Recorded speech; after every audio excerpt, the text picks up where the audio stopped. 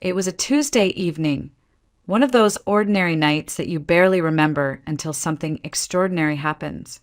I had reheated yesterday's chicken and potatoes, the kind of simple dinner Thomas always ate without a word. He sat across from me, chewing mechanically, flipping through his phone as if nothing in the world could disturb him. And then, somewhere between two bites, he looked up with that cold detachment of his and said, "Grace, I think it's time we do a DNA test for Jacob." For a moment, I didn't even process the words.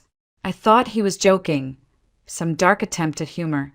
But there was no smirk on his face, no trace of sarcasm in his voice. His jaw was tight, his eyes fixed on the table rather than on me. The fork clattered against his plate, a sharp sound in the silence of our kitchen. My chest tightened as though all the air had been sucked out of the room. 15 years. We had been raising Jacob together for 15 years. Every sleepless night when colic kept him crying until dawn. Every scraped knee. Every science project. Every soccer game in the rain. We were a team. At least I believed we were.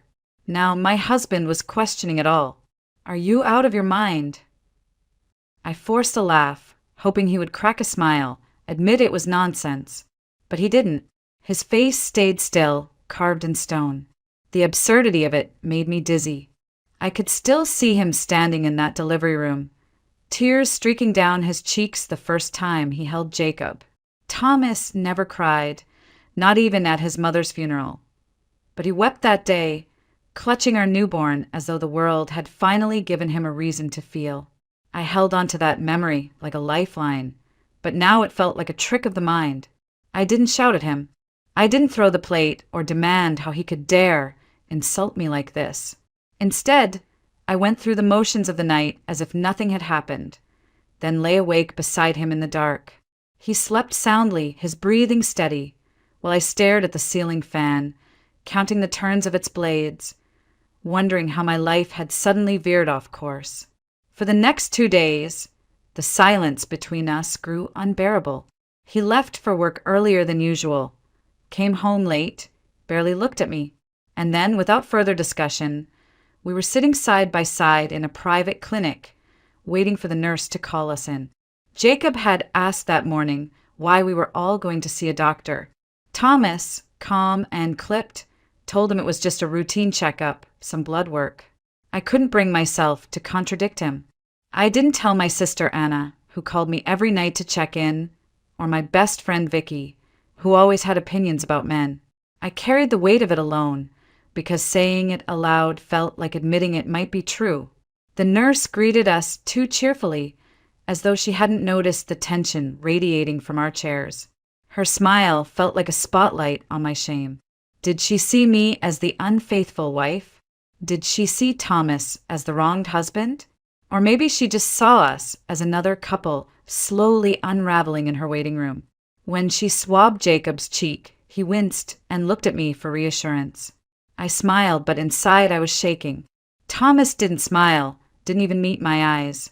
He signed the paperwork with a steady hand, as if this were nothing more than a tax form or an oil change. I sat there, silent, trying to hold myself together, feeling as though the walls of the clinic were closing in on me. And that was the moment it truly sank in. My husband, the man who had once cried with joy in a hospital room 15 years ago, no longer trusted me. And in his silence, in his coldness, I realized this test would not only question Jacob's bloodline, it would test the very foundation of my marriage. The days that followed felt like walking through fog. Each hour dragged, heavy and silent. Thomas barely spoke to me at all. He left for work before dawn, came home long after sunset, and when he did sit down at the table, he ate quickly and mechanically, as though my presence was an inconvenience rather than a comfort. At first, I tried to pretend nothing had changed. I folded his shirts, left his coffee in the thermos by the door, even set the table the way I always had. But the silence between us was like a solid wall, growing taller with each passing day. Jacob noticed it before I could mask it.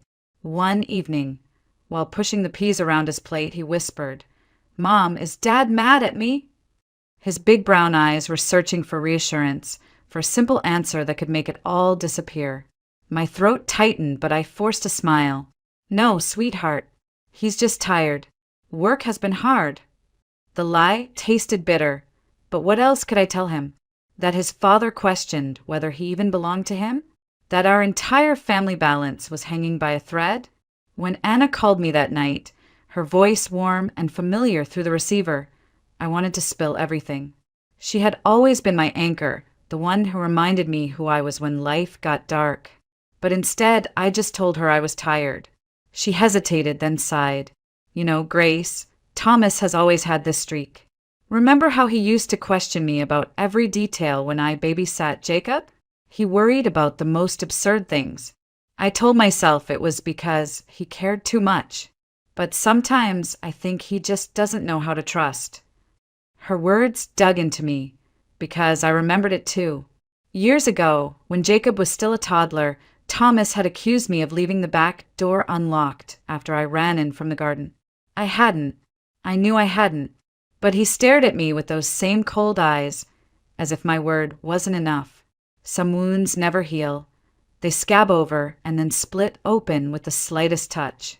The house itself seemed to change during those days of waiting. It no longer felt like a home, but like a hospital room. Sterile, cold, full of unspoken dread. Thomas moved around it like a patient on autopilot, silent, detached. Even the air felt heavy, pressing down on my chest. I started to notice the little things. He took his laptop into the study and closed the door, something he never used to do.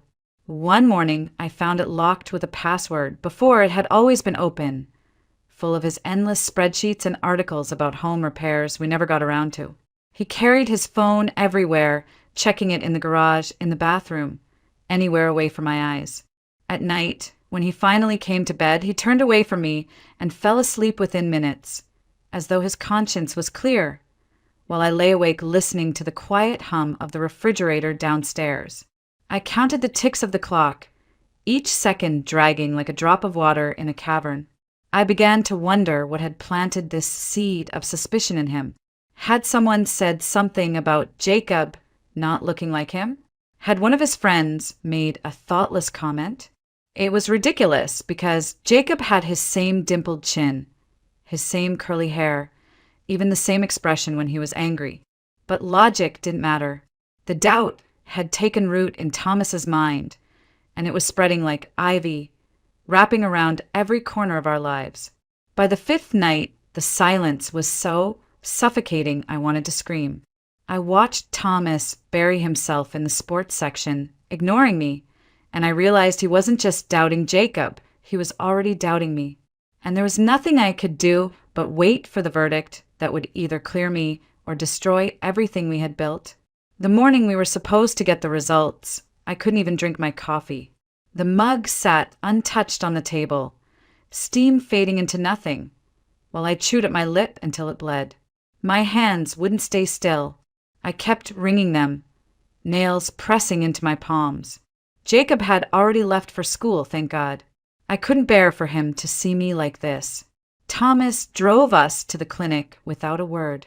His grip on the steering wheel was tight, his knuckles white. I sat rigid in the passenger seat, staring out the window, each streetlight and familiar corner blurring past. My stomach twisted with every turn.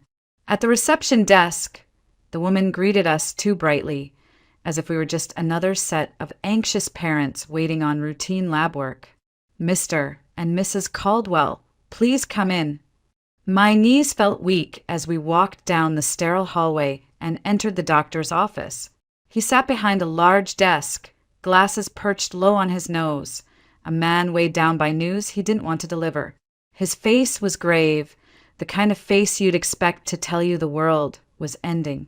He shuffled through the folders slowly, each turn of the page like the beat of a drum inside my chest. Finally, he looked up. "Are you both prepared to hear what I have to say?" Thomas didn't even blink.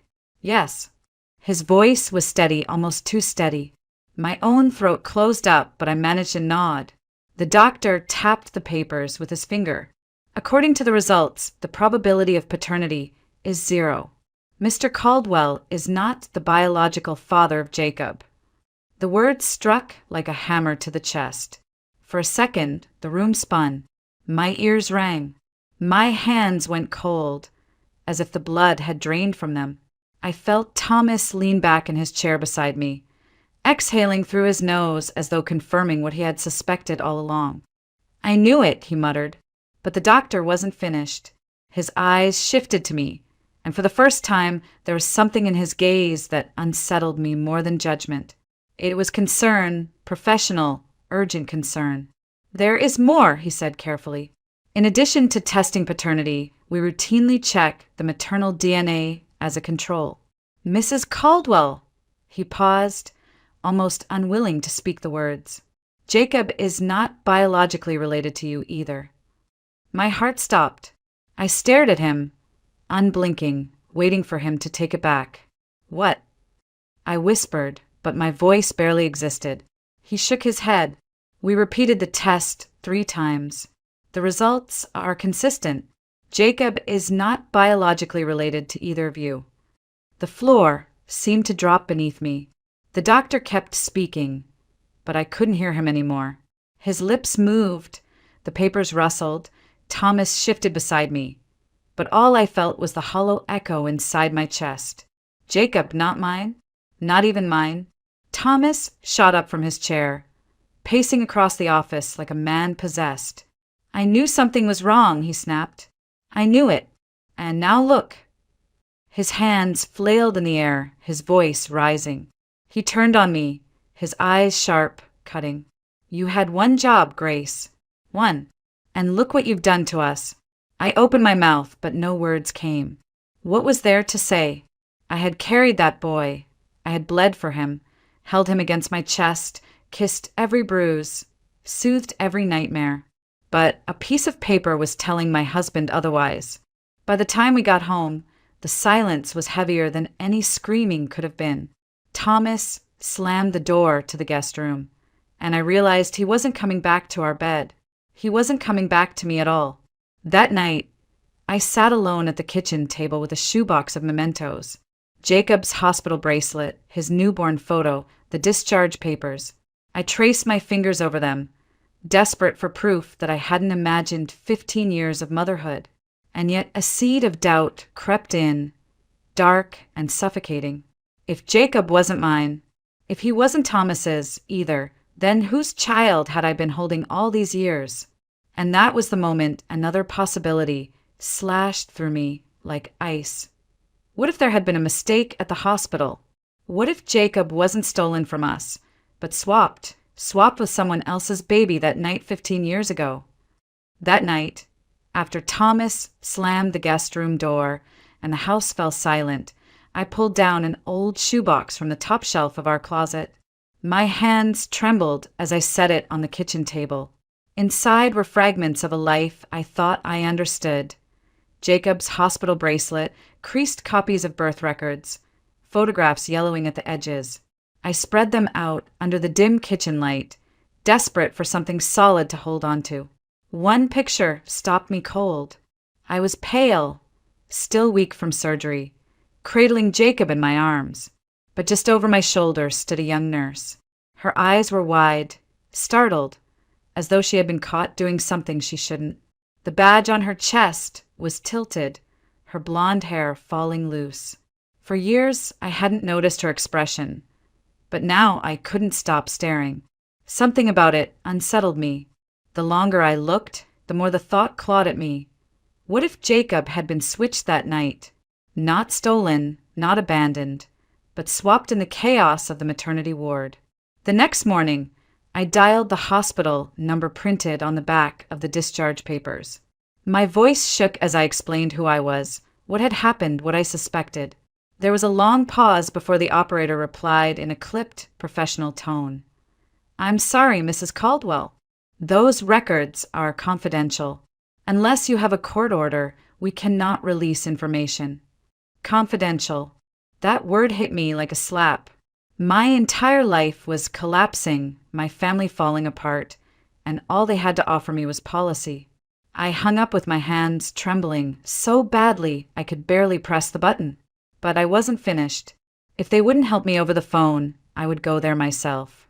Driving back to the hospital after 15 years was like revisiting a battlefield.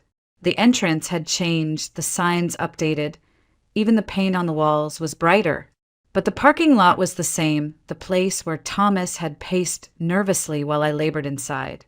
I parked in almost the exact spot and sat there for a moment, trying to gather the courage to walk in. Inside, the smell of antiseptic and burnt coffee from the vending machine hit me instantly, sharp and nauseating. At the reception desk, I leaned in and whispered, "I need to speak with someone about possible newborn confusion from January 2009. Please, it's urgent." The clerk stared at me, torn between sympathy and suspicion. "Without a court order," she began. "I'm not asking for names." I cut her off, my voice breaking. Just look. See who else gave birth that day. My child may have been switched. Please." She hesitated, then glanced around nervously before disappearing into the back. I thought she'd left me hanging, until 10 minutes later an older woman appeared. She had silver hair pulled back neatly, a badge that read Diana Whitmore, Patient Services Director. Her eyes were steady, kind, but guarded. "I remember you," she said softly, before I could even speak. "You had an emergency C-section. It was complicated. We nearly lost you." My breath caught. "You remember me?" "I've worked here 40 years," she replied. "Some stories don't fade." She ushered me into her office, shut the door, and let me talk. I poured it all out. The DNA test, Thomas's reaction, the box of mementos, the photograph of the young nurse. She listened without interrupting, only nodding slowly, her expression grave. When I finished, she opened a tall cabinet and pulled out a thick folder covered in dust. "January 2009, she murmured. "We were transitioning to digital then, but a few paper records remain." Her finger traced the lines of handwritten notes. "That day, there were 3 other deliveries. 2 boys, 1 girl. Yours was the only C-section." My pulse pounded in my ears. Could a mistake have happened? She exhaled long and heavy. 2 nurses were out sick. The staff was stretched thin. "I won't lie, Mrs. Caldwell. Yes, it's possible." I gripped the edge of the desk to steady myself. Possible. The word rang in my head like a bell. She closed the file and looked at me directly. There was a new nurse that week. Very young. She didn't last long. Her name was Natalie Brooks. You might want to start there. I walked out of that hospital with my heart thudding, a single name echoing in my mind. Natalie Brooks, the nurse in the photograph, the girl with the guilty eyes, and maybe the key to the truth. I didn't know where to start, but Vicky, my best friend, didn't hesitate when I finally confided in her. "You need a lawyer," she said flatly, as if the choice were obvious. "Not just any lawyer. Someone who knows how to fight hospitals. Someone who won't back down." She gave me a name, Christopher Lane, and insisted I call. 2 days later, I was sitting in his office. He was in his 40s, with sharp eyes that missed nothing and a voice calm enough to steady me. As I laid out the entire story, the DNA results, the hospital visit, the name of the young nurse, he took notes in a yellow legal pad, nodding quietly. When I finished, he leaned back in his chair and said, "Grace, I need to be honest. If you go down this path, the truth may not bring comfort.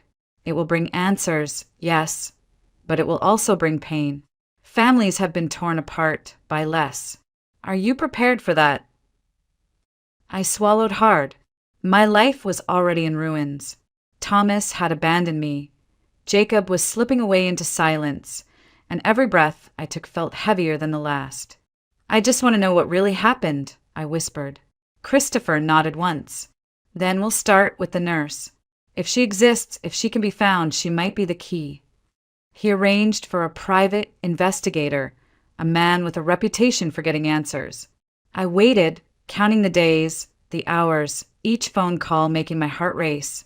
Finally, after nearly a week, Christopher called me back. "We found her. Natalie Brooks. She's living about 75 miles away, out in a rural township.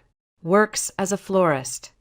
The word florist hit me strangely, from a hospital ward to a flower shop.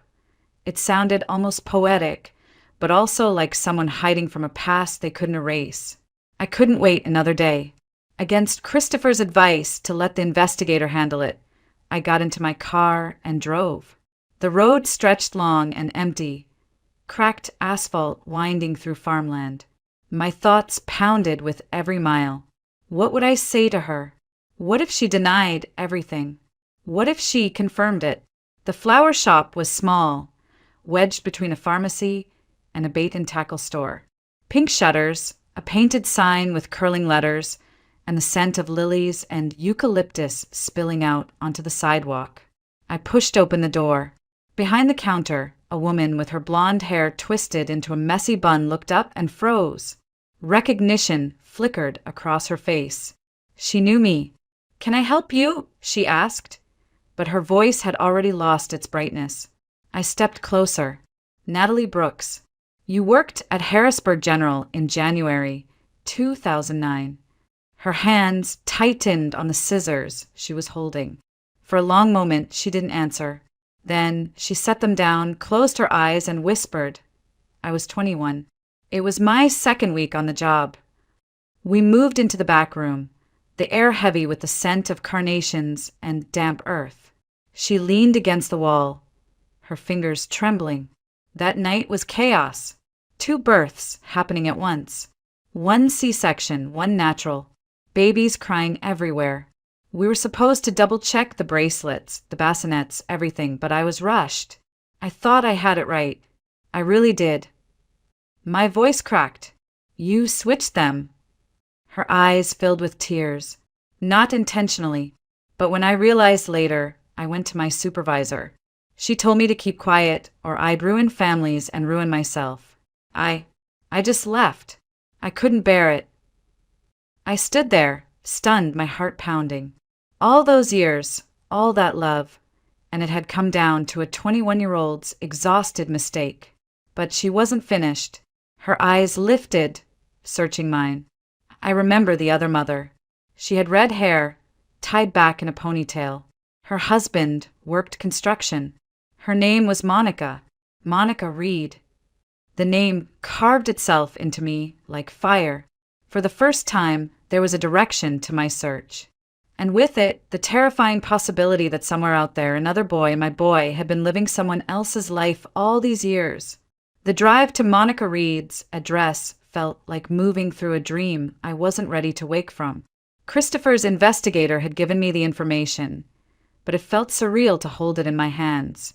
An address scribbled on a slip of paper, a key to the truth I wasn't sure I wanted to open. The neighborhood was modest, rows of brick homes with faded shutters, children's bikes scattered on porches. Monica's house was a 2-story with lace curtains in the windows. When she opened the door, I was met with the warm scent of cinnamon and something faintly like baby soap. She was smaller than I expected, her red hair tied back in a loose bun, her face pale and tired but not unkind. For a moment, she looked ready to shut the door. Then she whispered, "You were at Harrisburg General, January 2009. It wasn't a question. I nodded. "Please, may I come in?" She hesitated, then stepped aside. Inside, the house felt lived in. Worn couches, a crocheted blanket, faint music drifting from a bedroom upstairs. In the living room, a teenage boy sat hunched on the sofa, earbuds in. He barely glanced up, just long enough for me to see his profile. And my breath caught. The angle of his jaw, the set of his brow, it was Thomas. I would have known it anywhere. "Ryan," Monica said gently, "say hello." The boy pulled out one earbud and gave me a polite nod, eyes narrowing with adolescent suspicion. I smiled weakly, my heart pounding. Jacob wasn't with me that first day. I needed to face this alone before I brought him into the storm. But even standing there, staring at Ryan, I felt the ground shift beneath me. Monica sat across from me, wringing her hands. "I need to tell you something," she said quietly. For years, I felt something wasn't right. Ryan's blood type doesn't match mine or my husband's. The pediatrician brushed it off, said those things happen. But I knew. I just never had proof. Her words pierced me. Two mothers, strangers, carrying the same doubt in silence for 15 years. I leaned forward, my voice shaking. I think our children were switched that night. She pressed her hands to her face, tears welling in her eyes. Dear God. We sat there in silence, the weight of the possibility filling the room like a storm cloud. Finally, I whispered, will you do a DNA test? For Ryan, for Jacob, for all of us. She looked at me for a long moment, then nodded. Yes. The days waiting for the results were the longest of my life. I thought waiting for Jacob's test had been unbearable, but this was worse. This time, I wasn't just waiting to see if Thomas's doubts were justified. I was waiting to learn if the very core of my identity as a mother had been built on a mistake. When the call finally came from Christopher, I was sitting at the kitchen table, Jacob upstairs doing homework. My hands shook so violently I nearly dropped the phone. His voice was steady, measured, as though he knew I might break. Grace, the test confirmed it. Ryan Reed is your biological son. And Jacob is Monica's. The words hollowed me out. I slid to the floor, clutching the phone to my ear, sobbing. Not because I had lost Jacob. Nothing in the world could erase the 15 years we'd shared, but because the foundation of our lives had been shattered by one exhausted mistake in a hospital ward. I pressed my forehead to my knees, rocking as I cried. When I finally looked up at Jacob's photo on the mantel, his gap-toothed smile, his curly hair, his familiar dimple, I whispered, "You are my son. No matter what paper says, no matter what blood proves, you are mine." In that moment, I understood that love was more powerful than DNA, more binding than any test. And no discovery, no courtroom, no cruel twist of fate would ever take Jacob away from me. Thomas grew colder with every passing day. Even after the DNA results, after the truth about Ryan and Jacob, he had no interest in piecing together what remained of our family. If anything, he seemed relieved to have an excuse to turn away from me completely. He left earlier for work, came home later, and when he did, he barely acknowledged me at all. I tried to focus on Jacob, on holding him close and reminding him that none of this changed my love for him. But even as I tried to stay strong for him, I couldn't ignore the gnawing suspicion that Thomas's distance wasn't only about the test results. Something else was going on. One afternoon, when I was paying bills, I logged into our bank account. I wasn't looking for proof of betrayal. I was just trying to distract myself, to feel some semblance of control.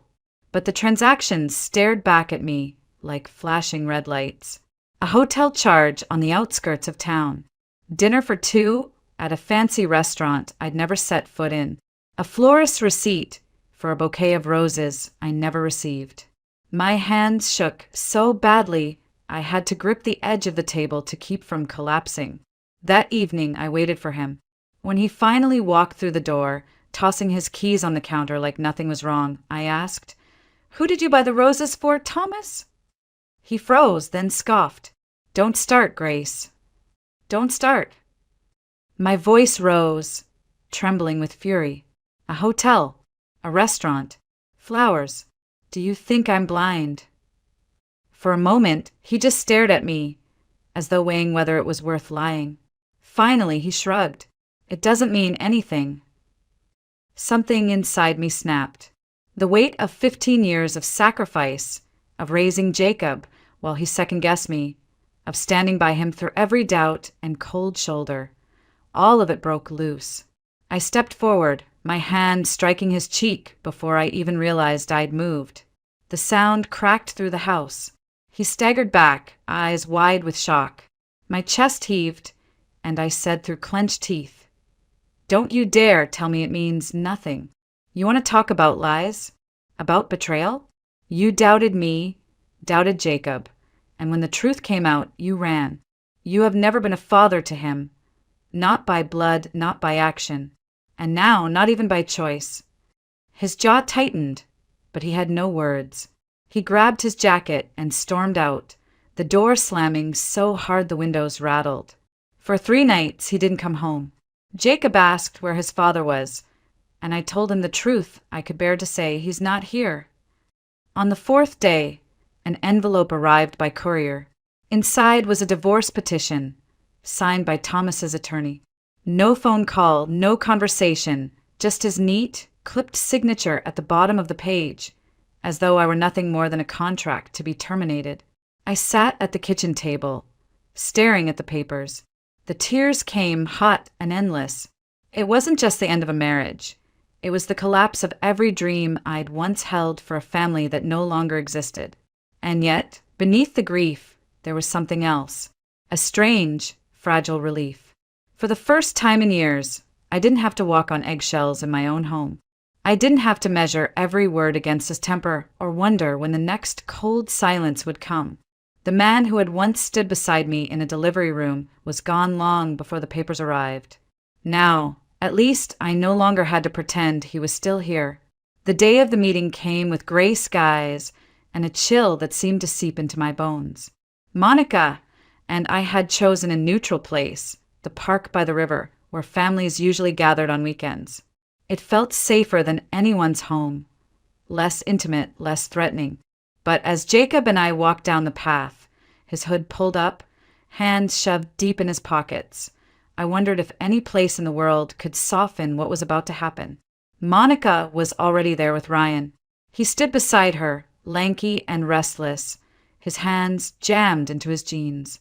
His eyes flicked toward us, then away, as if uncertain whether to stay or run. My stomach twisted. 2 boys, both mine in some way, both strangers to each other. We stopped a few feet apart. No one spoke at first. The only sound was the crunch of gravel underfoot and the distant laughter of other children who had no idea how fragile a family could be. Finally, Jacob turned to me, his voice low. "Mom, what's going on? Why are we here?" I felt my heart fracture. This was the moment I had dreaded since the day the doctor uttered the impossible words. I knelt down so my eyes were level with his, my hands shaking as I reached for him. "Jacob," I said softly, 15 years ago, when you were born, there was a mistake at the hospital. A terrible mistake. The DNA tests, they showed something I never imagined. You're not my son by blood, but you are my son. Always. Nothing can change that." He blinked at me, his face pale. "Not your son? What are you talking about? You raised me. You're my mom." "Yes," I whispered, tears filling my eyes. "I am your mom. I've been your mom every day of your life. Blood doesn't change that." He pulled back, shaking his head. "Then what am I? Who am I?" His voice cracked on the last word, and it tore through me like glass. Ryan shifted uneasily, glancing from me to Monica and back again. He wasn't smug, wasn't angry, just bewildered, as though he'd been dropped into a story he hadn't asked to be part of. "So, she's my mom," he muttered, jerking his chin toward me. Monica touched his arm, her voice gentle. "By birth, yes. But I've raised you, Ryan, just like Grace has raised Jacob. None of that disappears." The boys stared at each other for the first time, really stared. I saw the resemblance then, subtle but undeniable. The angle of Ryan's brow, the way Jacob's mouth twisted when he was upset. 2 halves of a puzzle that had been scattered for 15 years. But Jacob couldn't see it. Not yet. He turned away from me, his shoulders hunched, his fists jammed deeper into his pockets. "So I'm not yours. Not Dad's. I'm nobody's." I reached for him, but he flinched. My heart shattered in my chest. "No, Jacob, you are mine. Paper can't erase the years we've lived, the love we've shared. You are my son." He wouldn't look at me. His voice was a whisper, raw and jagged. "Then why does it feel like I don't know who I am anymore?" The question hung in the cold air, heavy and unanswerable. Ryan shifted awkwardly, staring at the ground. Monica's eyes filled with tears, and I, there on that gravel path with the river flowing silently beside us, felt the enormity of what we had uncovered. Two boys, standing side by side yet oceans apart. Not brothers, not strangers, caught between two families, two truths, and two mothers who loved them fiercely. And as Jacob pulled his hood tighter and turned away, I knew this was only the beginning. The days after the park meeting were the hardest of my life. Jacob barely spoke to me. He kept his hood pulled up even at home, retreating to his room, shutting the door, refusing to eat at the table with me. The house that had once echoed with his laughter was now swallowed by silence. I tried to give him space, but every night I sat outside his door, whispering through the wood. I love you, Jacob. That hasn't changed. It never will. Some nights I thought I heard him shift inside, but he never answered. One evening I found him sitting on the porch steps, knees pulled to his chest. His face was hidden, but I could hear the tremor in his voice when he finally spoke. If I'm not your son by blood, then who am I? I sat beside him, close enough to feel his warmth, but not so close as to crowd him.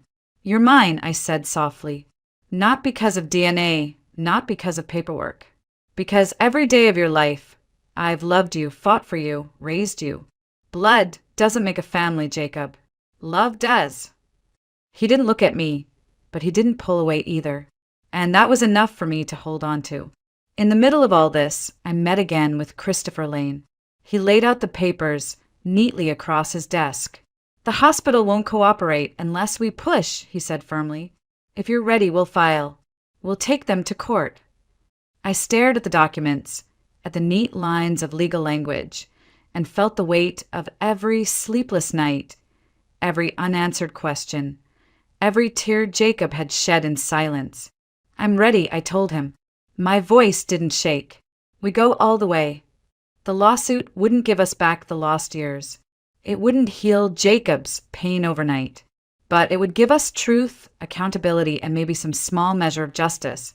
Weeks later, on a quiet afternoon, I sat on the porch with a blanket over my knees. The air smelled of cut grass and early spring. Out in the yard, Jacob and Ryan passed a basketball back and forth. At first awkwardly, then with the easy rhythm only boys can find. They weren't brothers by blood, but neither were they strangers anymore. Just two lives forever altered by a single mistake, slowly learning how to move forward side by side. I watched them, my heart swelling with something I hadn't felt in months, hope. I had lost a marriage. I had lost the certainty of who I thought my son was. But I hadn't lost Jacob, and I never would. I hadn't lost my strength either. I had faced the truth, no matter how brutal, and I had survived it. Some mistakes can't be erased. They scar the past, they alter the future. But scars don't have to define us. They remind us that we lived, that we endured, that we were strong enough to keep going. As the boys laughed quietly, the ball thudding against the cracked pavement, I closed my eyes and let the sound wash over me. Whatever lay ahead, courtrooms, paperwork, questions without answers, I knew one thing for certain. I was still a mother, and that was enough.